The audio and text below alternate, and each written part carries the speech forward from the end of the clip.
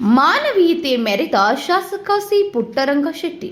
ಪಟ್ಟಣದ ರಾಷ್ಟ್ರೀಯ ಹೆದ್ದಾರಿಯ ಯರಿಯೂರು ಗ್ರಾಮದ ಬಳಿ ರಸ್ತೆಯಲ್ಲಿ ಬೈಕ್ಗಳ ನಡುವೆ ಅಪಘಾತ ಸಂಭವಿಸಿದ್ದು, ರಸ್ತೆ ಅಪಘಾತದಲ್ಲಿ ತೀವ್ರವಾಗಿ ಗಾಯಗೊಂಡ ವ್ಯಕ್ತಿಯನ್ನ ಚಾಮರಾಜನಗರ ವಿಧಾನಸಭಾ ಕ್ಷೇತ್ರದ ಶಾಸಕ ಹಾಗೂ ಎಂಎಸ್ಐಎಲ್ ಅಧ್ಯಕ್ಷರಾದ ಸಿ ಪುಟ್ಟರಂಗಶೆಟ್ಟಿ ಅವರು ಆಸ್ಪತ್ರೆಗೆ ದಾಖಲಿಸುವ ಮೂಲಕ ಮಾನವೀಯತೆ ಮೆರೆದಿದ್ದಾರೆ.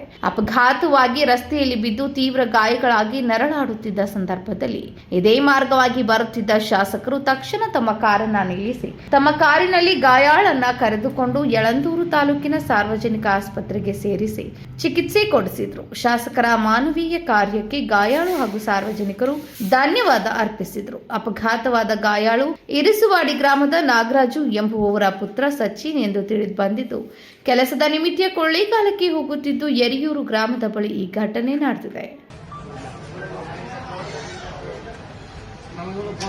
Anil Kumar, empower news, Chamarajanagar.